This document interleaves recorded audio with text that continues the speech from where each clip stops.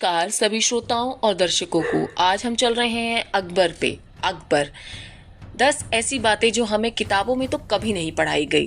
कामुक अकबर। नंबर 1, अकबर मुगलों की वंशावली में तीसरा शासक था। इसके दादा का नाम बाबर और पिता का नाम नसीरुद्दीन हुमायूं था। इसकी मां हमीदा बानो बेगम थी। अकबर का 15 अक्टूबर 1542 में सिंध के उमरकोट में अमरनाथ के महल में हुआ था। इसका पूरा नाम जलालुद्दीन मोहम्मद अकबर था। बाबर का वंश तैमूर और मंगोल चंगेज खां से पूरी तरह संबंधित है। नंबर 2, अकबर एक इकलौता शासक था जिसने हिंदू और मुस्लिम लोगों को समान सम्मान दिया, लेकिन ये एक राजनीतिक हथकंडा था, क्योंकि अकबर ये अच्छी तरह जानता था कि अगर भारत पर बिना खून बहाए एक लंबी रणनीति राजनीतिक पारी खेलनी है तो राज करना पड़ेगा और रिश्ते बनाने के बाद ही ये संभव है। उसने एक चाल चली, एक दीने इलाही नाम का धर्म चला दिया, जिसके अंतर्गत मुस्लिम और हिंदुओं के बीच शादी ब्याह के रिश्ते हो सकते थे। उसने इस धर्म के अंतर्गत खुद एक हिंदू औरत से शादी की जिसका नाम जोधा बताया जाता है और उसका असली नाम हरकाबाई था। हरकाबाई आम्बेर के कच्छवाहा राजपूत राजा बहरमल की बेटी थी। उन्होंने ही दीने इलाही के अंतर्गत अपनी बेटी का विवाह अकबर से किया था। ये दीने इलाही की पहली और आखिरी शादी थी। शादी के बाद ये मरियम उस्मानी कहलाई। उसे राजपूतों ने त्याग दिया। वो कभी वापस आमेर नहीं गई। उसे आगरा और दिल्ली में भी कोई खास जगह नहीं मिली, बल्कि भरतपुर जिले का एक छोटा सा गांव मिला। जहांगीर उसी की कोख से जन्मा उसका बेटा था। अपनी माँ को सम्मान देने के लिए उसने लाहौर में एक मस्जिद बनवाई थी। फिल्म में जो कुछ भी दिखाया गया है वो पूरी तरह से सही नहीं है। इसी कड़ी में नंबर 3, इसी कड़ी में आगे बढ़ते हुए उसने एक और कदम उठाया। उसने हिंदू तीर्थों पे लगाया जजिया कर पूरी तरह से खत्म कर दिया, लेकिन कुछ सालों बाद इसे वापस लगाया, क्योंकि धर्म परिवर्तन करवाने में अकबर भी पीछे नहीं था। इसका बोझ सीधा गरीब हिंदुओं पे पड़ता था, जिससे बचने के लिए वो इस्लाम अपना लेते थे। फिरोज शाह तुगलक की किताब में इसका जिक्र हुआ है कि कैसे जजिया से इस्लाम तेजी से फैला। तो आगे से अकबर को शरीफ मानने की गलती बिल्कुल मत करना। नंबर 4, अकबर को हिंदू धर्म की ताकत भक्त ध्यानु ने बताई।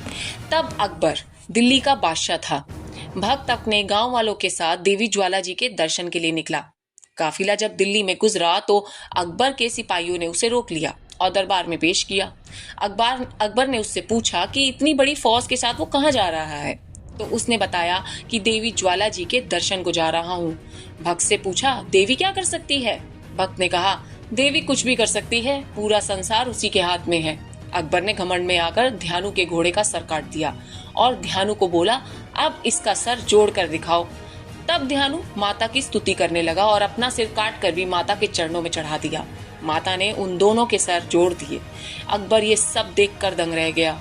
उसने माता के चरणों में सोने का छत्तर चढ़ाने के लिए मंदिर की यात्रा की थी, लेकिन माता ने मंदिर पहुंचते ही अकबर के हाथ से ही वो छत्र नीचे गिरवा दिया और एक अजीब सी धातु में बदल दिया। आज भी वो छत्र ज्वाला जी में रखा है। और घमंड करो, भगवान के सामने नप जाओ। नंबर 5, तत्कालीन समाज में वैश्यावृत्ति को सम्राट का संरक्षण प्राप्त था। उसकी एक बहुत बड़ी हरम थी जिसमें बहुत सी स्त्रियां थीं। उनके अधिकांश स्त्रियों को बलपूर्वक अपहरण करके वहां रखा हुआ था। अकबर के समय में सिपाही किसी औरतों को सती होने से रोकते और अकबर के हरम में डाल देते। आईने अकबरी के अनुसार अब्दुल कादिर बदायूं ने बताया है कि बेगमों को अगर बादशाह से मिलना होता तो उन्हें पहले बादशाह को सूचना भेजनी होती थी और अगर जरूरत होती थी तो ही उन्हें बुलाया जाता था, वरना उनकी अर्जी खारिज कर दी जाती थी। अकबर अपनी प्रजा को वादे किया करता था कि वह अपने घर की महिलाओं को नगर प्रदर्शन सामूहिक रूप से आयोजित करें, जिसे अकबर ने खुदा रोज नाम दिया था। गोंडवाना की रानी दुर्गावती पर भी अकबर की कुदृष्टि थी। युद्ध के दौरान वीरांगना ने यह महसूस किया कि सिपाही उसे मारने में नहीं वरन बंदी बनाने में ज्यादा दिलचस्पी ले रहे हैं। उसने वहीं आत्महत्या कर ली थी। उसकी बेटी और बहू को अकबर ने अपने पास हरम में रख लिया था। नंबर 6, इतिहासकार दक्षर शर्मा बताते हैं कि अकबर को सही से जानने के लिए सिर्फ अकबरनामा नहीं अपितु समकक्ष दलपत विलास भी पढ़िए, तब स्पष्ट होगा कि अकबर कितना महान था और कितना नीच।